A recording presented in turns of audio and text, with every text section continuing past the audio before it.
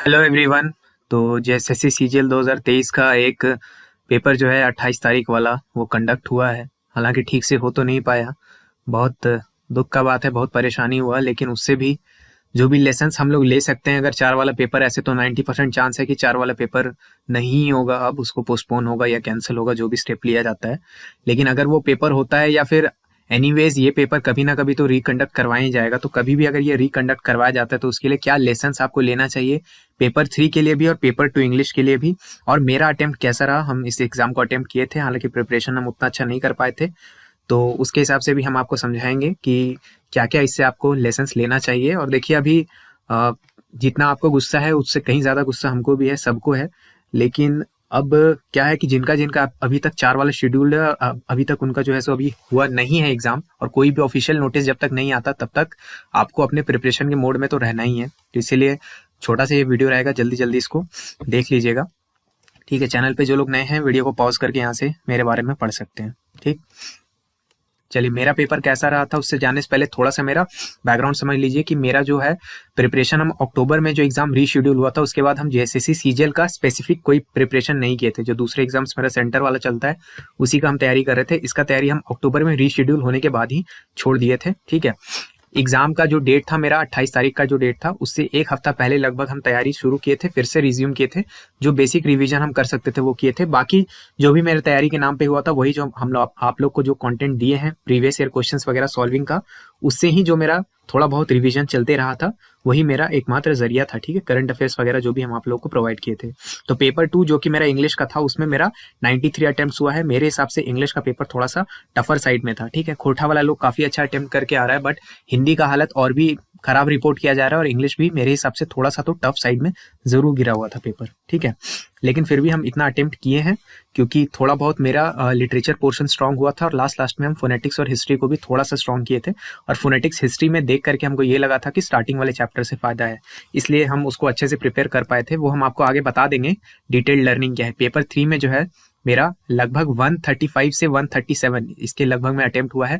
वो 2 क्वेश्चन का हम अप डाउन इसलिए कर रहे हैं क्योंकि ठीक से हम उसमें टिक नहीं लगाए थे, तो हमको लास्ट में कंफ्यूजन रह गया कि 2 क्वेश्चन मेरा अटेम्प्ट है या नहीं है। तो फिर भी मतलब हालांकि अब इन सब का कोई मतलब तो रह नहीं जाता है, और इतना गुस्सा आ गया उसके बाद तो कि मतलब दिल टूट गया। इतना पैसा खर्च करके इतना दूर हम लोग को जाना पड़ा था, बहुत समस्या हो गया था आने जाने का भी। लेकिन क्या कीजिएगा, यही सब नसीब होता है झारखंड के लोगों का। तो खैर इतना तो है कि पेपर जब हम बना रहे थे, सॉल्व कर रहे थे, तो इतना समझ में आ रहा था कि जो हम लोग का टेस्ट सीरीज है जो कि पेड है तो उसको हटाइए। प्रीवियस ईयर एमसीक्यू का जो सीरीज है जो कि हम फ्री में चलाए थे उससे बहुत ज्यादा रिटर्न हुआ है। खासकर साइंस वाला सेक्शन आप अगर देखे होंगे, हम जितना सेक्शन पे चिल्ला चिल्ला के जोर दिए थे, हर सेक्शन में हम बोलते थे कि इंडिकेटर वाला सवाल आएगा, इंडिकेटर वाला सवाल आएगा बनवाते समय, और देखिए इंडिकेटर वाला सवाल आया, एग्जैक्ट प्रीवियस ईयर का रिपीटेड टॉपिक है। उसके बाद वो सीड डिस्ट्रीब्यूशन वाला जो ब्लॉकचेन टेक्नोलॉजी से सीड बांटने वाला जो है वो same question same to same आया है, उसमें तो कुछ चेंज भी नहीं किया है, वो सेम क्वेश्चन प्रीवियस ईयर से रिपीट मारा हुआ। ऐसे कितना सारा सवाल होगा, विटामिन वाला जो क्वेश्चन था, ऐसे कितना क्वेश्चन है जो प्रीवियस ईयर उसी सीरीज से डायरेक्ट का डायरेक्ट रिपीट मारा है, कुछ उसमें चेंज भी नहीं किया। बहुत सारा है जिसमें ऑप्शन है। वो जो पंचायत वाला क्वेश्चन था कि कौन सा यूनियन टेरिटरी वाला है, वो हम आपको पढ़ाते पढ़ाते ही उसको एक्सप्लेन भी किए थे। तो ऐसा ऐसा कितना क्वेश्चन है जो पीवाईक्यू सीरीज से डायरेक्ट बना है, तो इससे बहुत ज्यादा बेनिफिट हुआ, हमको खुद बेनिफिट लगा, और आई एम श्योर आप लोग भी अगर उसको अच्छे से फॉलो किए होंगे तो अपना जेन्युइन रिव्यू दे ही सकते हैं। ठीक है, बाकी हम अपना पेड प्रोडक्ट का बात ही नहीं कर रहे कि टेस्ट सीरीज से क्या हुआ और नहीं हुआ, हम सिर्फ फ्री सीरीज से बोल रहे कि फ्री सीरीज से कितना फायदा। तो अगर 4 वाला पेपर अभी तक अगर कैंसिल नहीं हुआ है, या फिर कोई भी अगर ये एग्जाम दोबारा से कंडक्ट होता है, तो प्रीवियस ईयर क्वेश्चन वाले जो सीरीज है उसको अच्छे से देख करके जाइएगा। पेपर 3 के लिए आपको लेसन क्या क्या लेना है। सबसे पहले झारखंड का जो एग्जाम है ना बाबू, आपका प्लान बी ये होना चाहिए कि झारखंड मेरा प्लान बी है, प्लान बी को, प्लान ए कोई ऐसा रिलायबल टाइप का एग्जाम को बनाइए। ठीक है, ये बहुत मतलब ठोकर खाने के बाद इंसान सीखता है, हम आपको बता रहे हैं। अब जिन लोग का हुआ है, जिन पे बीता है वही लोग जान रहा है। जिनका 4 वाला है शायद उतना उनको फील भी नहीं हो रहा होगा जितना 28 वाला हम लोग को जो ठगा हुआ महसूस हो रहा है ना। ऐसे ऐसे लोग थे वहां पे, मतलब इतना इतना हजारों हजार रुपया हम लोग का खर्चा हुआ, इतना दूर दूर हम लोग को जाना पड़ा, और मिला लास्ट में कुछ भी नहीं। ठीक है, फिर से वही निराशा ही हाथ लगी। तो इसीलिए ये आपका हमेशा प्लान भी होना चाहिए। प्लान ए हमेशा किसी रिलायबल एग्जाम को बनाइए, या कोई अच्छा अगर आपके पास बिजनेस प्लान है, घर में है कैपिटल उस तरह से इन्वेस्ट करने का, कोई बिजनेस कर सकते हैं, कोई जॉब कर सकते हैं, तो उसको प्लान ए रखिए, इसको हमेशा प्लान बी रखिएगा। अदरवाइज बहुत ज्यादा निराशा आपके हाथ लगेगा, क्योंकि यही दुर्भाग्य हम लोगों का, क्या बोलिएगा, यहाँ पे जो सिस्टम है वो कभी सुधर नहीं पा रहा है। ठीक है, एक काम कीजिएगा कि जो पेपर 3 है, तीनों जो पेपर है 1, 2, 3 वो एक दिन में एक साथ बनाने का प्रैक्टिस जरूर कर लीजिएगा, ठीक है। एग्जाम आज हो या आज से 3 महीना बाद हो, 4 महीना बाद हो, जब भी हो, एक दिन में पूरा पेपर बनाने में बहुत लोग असमर्थ थे, बहुत लोग अपना जो है लास्ट तक, क्योंकि उस दिन भूखा प्यासा भी रहना पड़ा था, पेपर 1 और पेपर 2 के बीच में बाहर निकलने का भी टाइम नहीं मिला था, तो बहुत लोग वहां पे गिर पड़ गया था, ठीक है। मतलब उन लोग का हालत खराब हो गया था, किसी को वॉमिटिंग एक्सेट्रा का भी इशू आने लगा था, ठीक है। तो ये सब चीज नहीं होना चाहिए, आपको फुल डे का प्रैक्टिस रहना चाहिए कि दिन भर हमको बैठना है, सुबह सुबह हमको 7 बजे जब रिपोर्ट करेंगे, शाम को 5 बजे ही निकल पाएंगे सेंटर से। तो इस तरह का प्रैक्टिस आपको करके जाना चाहिए, तभी आपको फायदा होगा। अदरवाइज वहां पे पेपर 3 जो कि मेन है, जहां पे आपको सबसे ज्यादा फोकस और अटेंशन चाहिए, उसी टाइम पे बहुत लोग जो है सो कोलैप्स कर गया था, ठीक है। तो इसीलिए इस चीज का आप ध्यान रखेंगे कि ऐसा गलती आपको नहीं करना है, ठीक है। उसके बाद प्रीवियस ईयर जो एमसीक्यूज हैं सबसे इंपॉर्टेंट रिसोर्स हैं, ठीक है। सिर्फ अभी इस रिसेंट 1 साल का ही नहीं, हो सकता है इससे पहले वाला भी अगर आपका एमसीक्यू का कलेक्शन आपको मिलता है, जेएसएससी वाला, जेपीएससी वाला, उसको जरूर बनाइएगा, बहुत ज्यादा वहां से रिपीटेशन होता है, ठीक है। उसके बाद लेवल जो है क्वेश्चन का हम हमेशा बताते थे, जब हम लैब असिस्टेंट वाले क्वेश्चन से ही शुरू किए थे, उस समय बोलने वाला लोग मजाक उड़ा के चला गया था कि नहीं इतना इजी क्वेश्चन थोड़ी ना आता है। अभी देख लो भाई तुम्हारे सामने, ठीक है। प्रत्यक्ष को जो है प्रमाण की जरूरत नहीं होती, क्वेश्चन पेपर उठाओ, खुद देख लो कि लेवल कैसा है, लैब असिस्टेंट वाले से एग्जैक्ट मेल खाता है कि नहीं खाता है, ठीक। उस समय लोग मजाक उड़ाते थे कि नहीं ये तो लैब असिस्टेंट है, ये तो स्पेशलाइज्ड एग्जाम है, जेएसएससी सीजीएल में ऐसा क्वेश्चन थोड़े आएगा, बहुत हार्ड क्वेश्चन आएगा, बहुत हार्ड क्वेश्चन आएगा, ठीक है। एक दीदी कमेंट भी की थी, उन लोगों को देखिएगा आप जाके, पुराना कमेंट उठा के देखिएगा, तो सबको जवाब मिल गया था कि क्वेश्चन का लेवल आप देख लीजिए, सामने है आपके कि लेवल किस टाइप का था, ठीक है। इसीलिए हमको क्या करना है, इन डेप्थ ज्ञान के पीछे नहीं भागना है, मैक्सिमम अपना सिलेबस का कवरेज कीजिएगा, ठीक। और जब भी आप करते हैं, अब हम तो नहीं बोलेंगे कि बहुत लोग हो सकता है यहाँ से तैयारी छोड़ भी देगा पूरी तरह से जेएसएससी को, और बिल्कुल ये जस्टिफाइड है, हम उन लोगों को बिल्कुल नहीं बोलेंगे कि हाँ आप रुकिए, एकदम रुकिए, बहुत अच्छा चीज है ये वो। आपको अगर लगता है कि नहीं इसके बाद एग्जाम रिलायबल नहीं है, आप पूरी तरह से भी छोड़ना चाहते हैं, तो प्लीज छोड़िए, क्योंकि किसी को भी अपना करियर इसके पीछे खराब करने का, वेस्ट करने का जरूरत नहीं है। हाँ, अगर आपके पास कोई दूसरा ऑप्शन नहीं बचता है तब अलग बात है, ठीक। तो इन डेप्थ ज्ञान लेने के लिए आप नहीं भागेंगे, ज्यादा आपका मैक्सिमम सिलेबस कवरेज के ऊपर ध्यान होना चाहिए कि जितना सिलेबस में है सबको हम थोड़ा थोड़ा ही सही, लेकिन सबको पढ़ के जाएंगे, और किसी भी सेक्शन को हमको छोड़ना नहीं है। मैथ्स वगैरह का क्वेश्चन इतना इजी आया था कि बहुत सारे ऐसे बच्चे जो मैथ्स को पूरी तरह से डरते थे मैथ्स से, वो लोग भी ठीक ठाक क्वेश्चन अटेम्प्ट कर पा रहे थे, ठीक।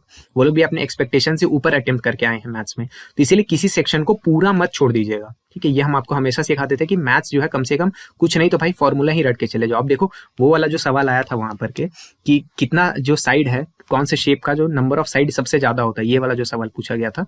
तो इस तरह का क्वेश्चन भी आता है एग्जाम में, तो इसलिए सारा किसी सेक्शन को पूरा नहीं छोड़ के चले जाना है कि हाँ इससे हम कुछ भी पढ़ भी नहीं किए, ऐसा काम नहीं करना है।